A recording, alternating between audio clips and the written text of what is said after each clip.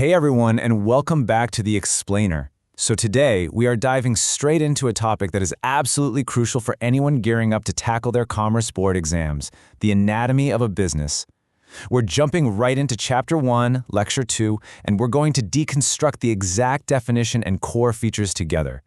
By the end of this, you'll truly understand the mechanics behind how it all works. Here is our game plan for today. First, what exactly is a business? Second, we'll look at its core purpose.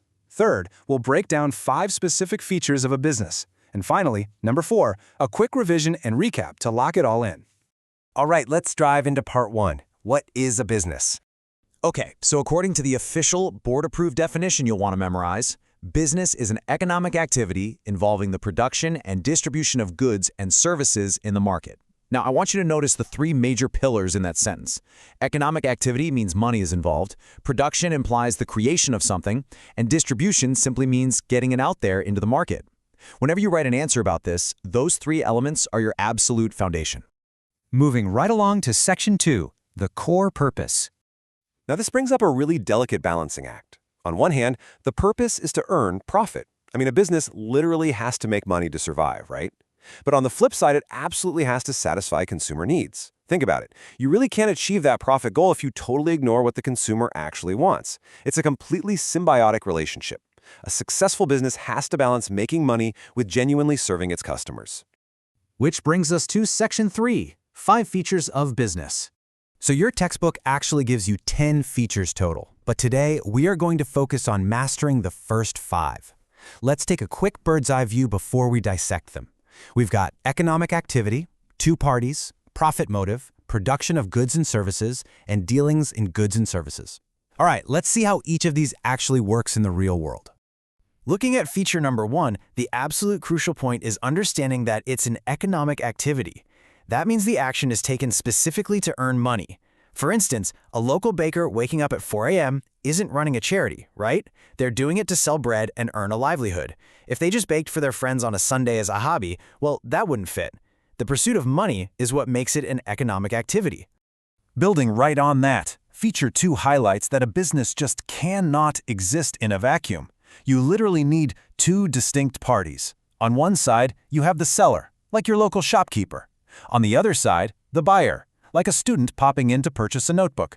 Without both of these parties coming together and agreeing, a transaction just flat out can't happen. Feature 3 is probably the one you're most familiar with. As the classic quote states, every business is started with the aim of earning profit. Profit helps the business to survive and grow. Honestly, this is the heartbeat of the whole operation. It's the lifeblood that allows the business to pay its employees, improve its products, and eventually expand. Then we have Feature 4, which is production. This is how businesses actually create value.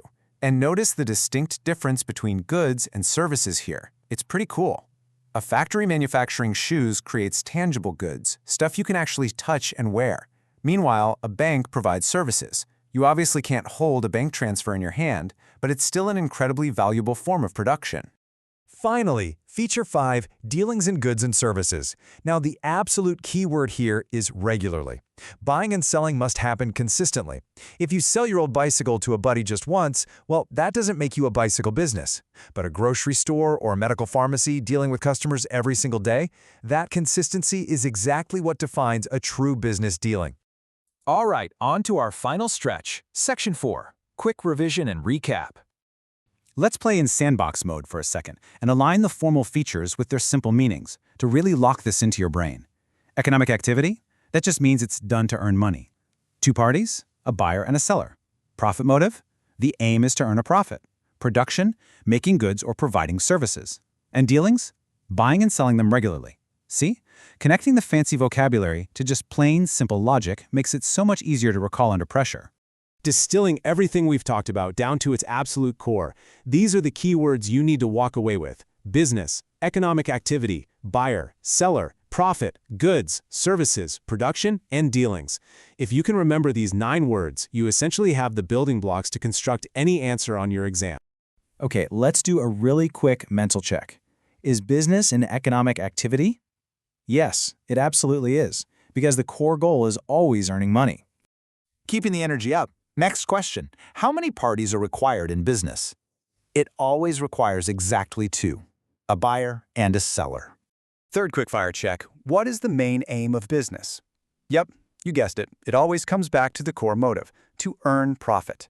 Now, looking at a real-world board exam application, if a 2-mark question pops up asking you to state any 2 features of business, you can easily pull from the list we just mastered. You could simply write down that business is an economic activity and that it has a profit motive.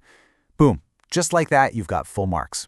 In our next explainer covering Lecture 3, we are going to explore the remaining 5 features, which includes concepts like distribution, continuity, and risk. But before we wrap up today, I want to leave you with a thought to chew on. We've just seen how a basic business needs all of these complex moving parts just to barely survive in a local market, right? So how in the world do massive multi-billion-dollar global corporations manage to scale this up and stay alive across dozens of countries without completely collapsing? Think about that. And I will see you in the next explainer.